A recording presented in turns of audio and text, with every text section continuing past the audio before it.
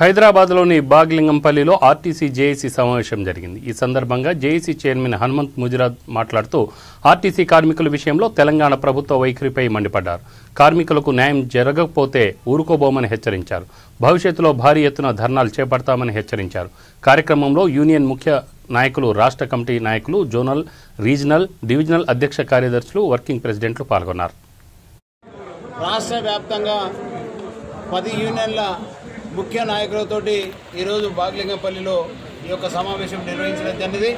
ఈ సమావేశంలో ఏదైతే ప్రభుత్వము యాజమాన్యము మొండిగా వ్యవహరిస్తూ ఉందో ఈ యొక్క సిబ్బంది పైన, సమస్యల పైన, ఆ సమస్యలను వెంటనే పరిష్కరించాలని ఈ యొక్క మీటింగ్ ద్వారా మరి విజ్ఞప్తి చేస్తూ ఉన్నాం.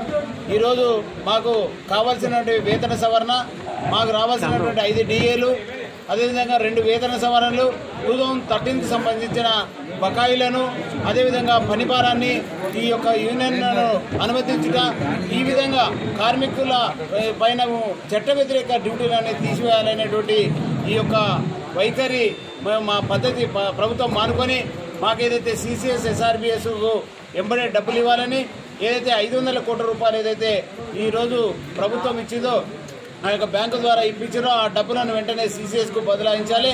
అదేవిధంగా ఏదైతే ప్రభుత్వము 1500 కోట్ల రూపాయలు బడ్జెట్లో కేటాయించిందో ఆ యొక్క బడ్జెట్లో కేటాయించినటువంటి 1500 కోట్ల రూపాయలు వెంటనే ప్రభుత్వం రిలీజ్ చేసి ఆర్టీసీకి ఇవ్వాల్సిందిగా ఈ సందర్భంగా విజ్ఞప్తి చేస్తూ ఉన్నాం. మీరు బడ్జెట్లో పొందుపరిచిన 1500 కోట్ల రూపాయలను వెంటనే మాకు ఇస్తే ఈ యొక్క సమస్యలన్నీ, ఈ వేతన సవరణ మరియు తదితర సమస్యలు కూడా మొత్తం అయిపోతామని సందర్భంగా ప్రభుత్వానికి, యాజమాన్యానికి ఈ సందర్భంగా డిమాండ్ చేస్తాం. ఏదైతే పత్రికా ప్రకటన, మీడియా ద్వారా చెప్పినటువంటి విషయాలు ఏవైతే ఉన్నాయో కార్మికుల సంక్షేమ కార్యక్రమాలు, వాటిని మీరు ఎందుకు ఇంప్లిమెంట్ చేస్తారని ప్రెస్ వాళ్ళకి మీరు సమాధానం చెప్పాలని చెప్పి తెలియజేసుకుంటున్నారు. కాబట్టి ముఖ్యమంత్రి గారు దయవుంచి ఆర్టీసీ కార్మికులని, ఈ ఆర్టీసీ సంస్థని ప్రజా రవాణా రంగ సంస్థను గుర్తించి సీఎం గారు మా ఆర్టీసీని ఆదుకోవాలని కోరుకుంటున్నాం. సమాయత్తం చేయడం కోసం ఈ రోజున ఇక్కడ సమావేశం నిర్వహించాం.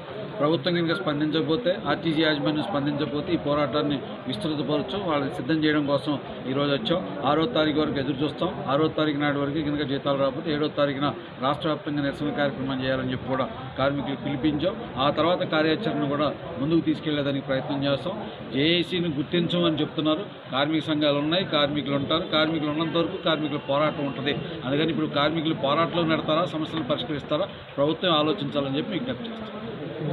ఏంటంటే ఇవాళ జేఏసీ ఏర్పడి ఇలా మీటింగ్ కాన్ఫరెన్స్ చేయడం ఏంటంటే ప్రధాన ఉద్దేశము మరి గౌరవనీయులైన ముఖ్యమంత్రి గారిని మరి మా యొక్క ప్రాబ్లమ్స్ అన్ని సాల్వ్ చేయాలని మీడియా ద్వారా విన్నవించుకుంటున్నాము అని చెప్పి తెలియజేసుకుంటూ